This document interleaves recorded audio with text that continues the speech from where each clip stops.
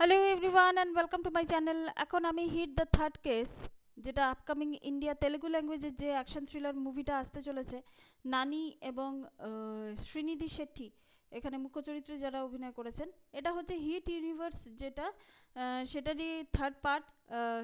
Hit part 1, part 2, second case, যেটা আমার যতদূর মনে আছে সেকেন্ড কেসটা 2022 সালে আমার মনে হয় রিলিজ করেছিল। তো এই থার্ড পার্টে নানি মুখ্য চরিত্রে আছেন এবং এই ডিরেক্টর হলেন শৈলেশ কোলানু।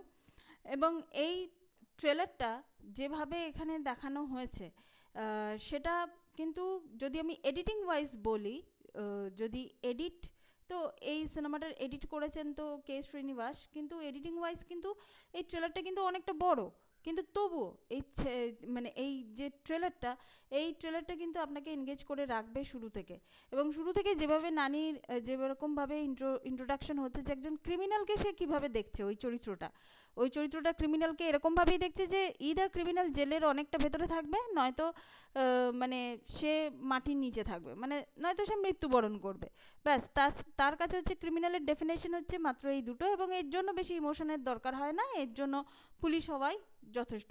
তারপর যে যে অ্যাকশন সিনসগুলো দেখায় কিছু কিছু ক্ষেত্রে, সেগুলো সত্যিই কিন্তু মানে চমকে দেওয়ার মতোই অ্যাকশন সিনস আছে।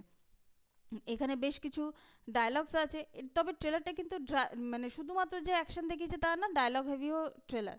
এবং ও মানে এখানে দেখাচ্ছে যে নানি যে লাভ ইন্টারেস্ট, তো সে মানে কীভাবে মানে নানির সঙ্গে ইন্টারাক্ট করছে, যে চরিত্রটা শ্রীনিধি শেট্টি অভিনয় করেছেন। এবং শ্রীনিধি শেট্টিকে আমরা চিনি, যিনি কেজিএফ পার্ট 1 পার্ট 2তে তিনি অভিনয় করেছেন।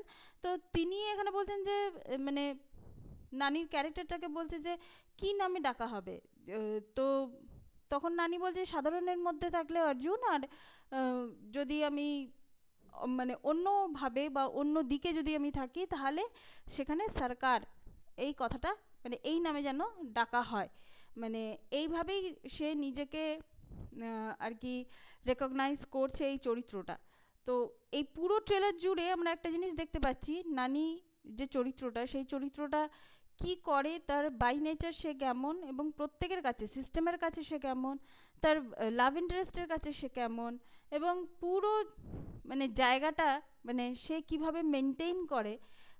তো সেই জিনিসটাই কিন্তু এখানে দেখানো হচ্ছে। এবং শেষে এই যে হোয়াইট কোট পরে তার যে রিয়াকশানটা আমরা যেটা দেখতে পাচ্ছি, অ্যাকশন রিয়াকশন না, অ্যাকশন রিয়াকশন দুটোই।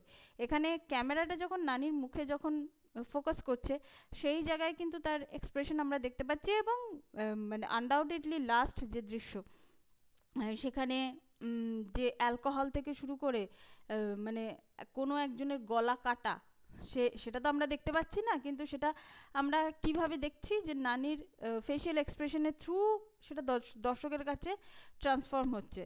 তো সেইটা দেখে আমরা যে শিহরিত হচ্ছি, এবং নানি যে আমাদেরকে এইভাবে যে শিহরিত করানোর যে চেষ্টা করছে, মানে করতে পেরেছেন তিনি তার অভিনয়ের মাধ্যমে, সেটা কিন্তু সত্যি ভালো। তো আমি অপেক্ষা করে আছি 1 মেতে এটা রিলিজ করছে, দেখা যাক এই সিনেমাটা কেমন হয়। তবে নানি ডিজার্ভ করে একটা প্যান ইন্ডিয়া মানে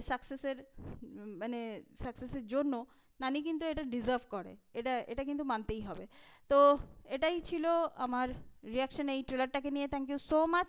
that's all. Please keep watching and please subscribe my channel. Till then, good bye.